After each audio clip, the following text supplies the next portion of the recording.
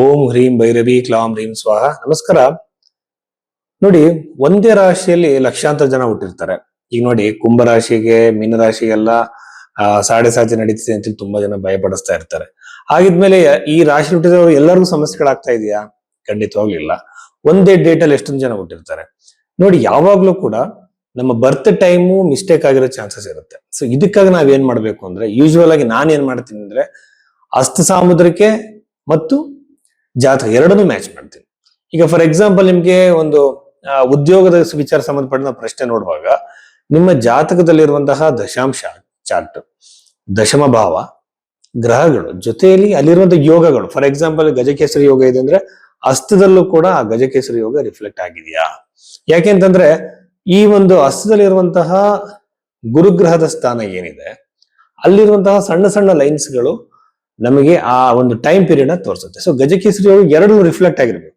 ನಂತರ ಪ್ರಶ್ನೆ ಶಾಸ್ತ್ರ, ಹೀಗೆ ಸ್ಟೆಪ್ ಬೈ ಸ್ಟೆಪ್ ನೋಡುವಾಗ ನೋಡಿ, ನಮ್ಮ ಡೇಟ್ ಆಫ್ ಬರ್ತ್ ಮಿಸ್ಟೇಕ್ ಆದ್ರೂ ಸಹ ಹಸ್ತರೇಖೆಗಳು ಮಿಸ್ಟೇಕ್ ಆಗಲ್ಲ.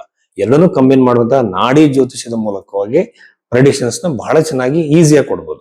ಬಹಳಷ್ಟು ಜನ ಏನ್ ಮಾಡ್ತಾರೆ, ಡೇಟ್ ಮೇಲೆ, ಹೆಸರು ಮೇಲೆ, ರಾಶಿ ಮೇಲೆ ಹೇಳೋದ್ರಿಂದ ಮಿಸ್ಟೇಕ್ ಆಗುವಂತಹ ಸಾಧ್ಯತೆ ಇರುತ್ತೆ. ನಮ್ಮ ಇಂಡಿವಿಜುವಲ್ ಆಗಿರುವಂತಹ ನಮಗೇ ಆಗಿರುವಂತಹ ಪ್ರಿಡಿಕ್ಷನ್ ಅಲ್ಲ ಅದು.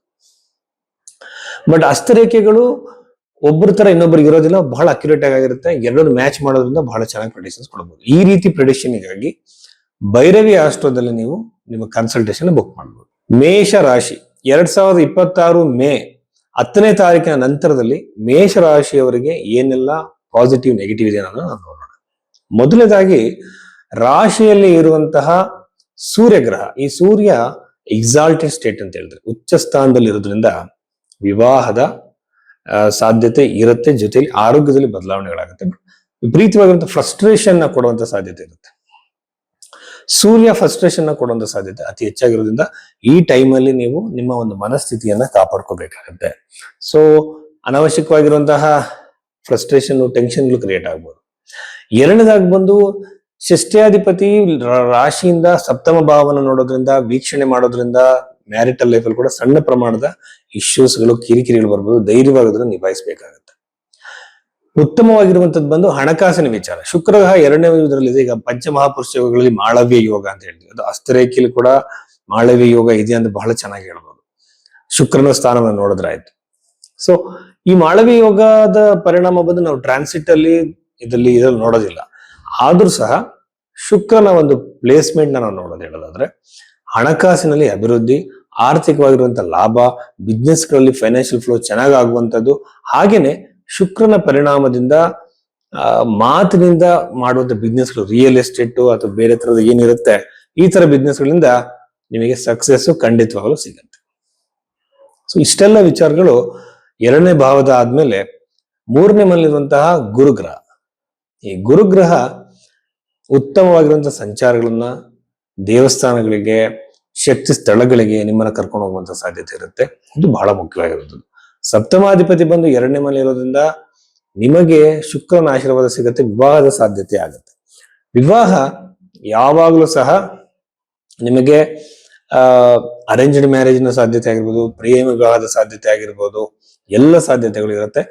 ಮ್ಯಾರಿಟಲ್ ಲೈಫ್ ಅಲ್ಲಿ ಇರುವಂತಹ ಇಶ್ಯೂಸ್ಗಳು ಜೊತೆಯಲ್ಲಿ ನಿಮಗೆ ಅದರಲ್ಲಿ ಕಾಂಪ್ರಮೈಸಿಂಗ್ ಸಾಧ್ಯತೆಗಳು ಜಾಸ್ತಿ ಇರುತ್ತೆ.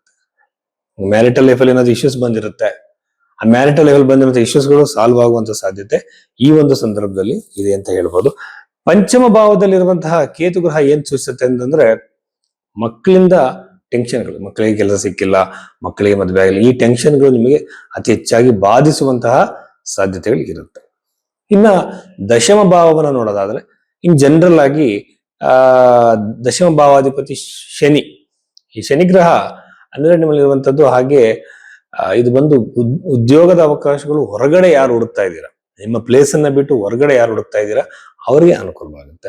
ವಿದೇಶದಲ್ಲಿ ಉದ್ಯೋಗವನ್ನ ಹರಿಸುವವರಿಗೆ ಅನುಕೂಲ ಆಗುತ್ತೆ. ಹಾಗೇನೆ ಈ ಹಾಸ್ಪಿಟಲ್ಸ್ ಗಳಲ್ಲಿ, ವಿದೇಶಗಳಲ್ಲಿ, ಅಗೇನ್ ಈ ಟೆಂಪಲ್ಸ್ ರಿಲೇಟೆಡ್ ಮತ್ತೆ ಧಾರ್ಮಿಕ ಕ್ಷೇತ್ರಗಳಲ್ಲಿ ಜಾಬ್ ನ ಹುಡುಕ್ತಿರೋರಿಗೆ ಬಹಳ ಅನುಕೂಲ ಆಗುತ್ತೆ.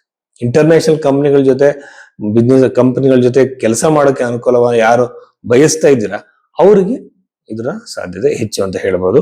ಆರೋಗ್ಯದಲ್ಲಿ ಸುಧಾರಣೆ ಆಗುತ್ತೆ, ವಿವಾಹದ ಪ್ರಾಪ್ತಿ ಆಗುತ್ತೆ, ಪ್ರೇಮ ವಿವಾಹದ ಸಾಧ್ಯತೆ, ಇಷ್ಟಪಟ್ಟರು ಪುನಃ ಬರ್ಬೋದು. ಫೈನಾನ್ಷಿಯಲ್ ಸಮಸ್ಯೆಗಳಿಂದ, ಸಾಲಗಳಿಂದ ಹೊರಗಡೆ ಬರುವಂತಹ ಅವಕಾಶಗಳು ಒದಗಿ ಬರುತ್ತೆ. ಇಷ್ಟು ವಿಚಾರಗಳು ಮೇಷರಾಶಿಗೆ ಸಂಬಂಧಪಟ್ಟಿದ್ದು ಅಂತ ಹೇಳ್ಬೋದು.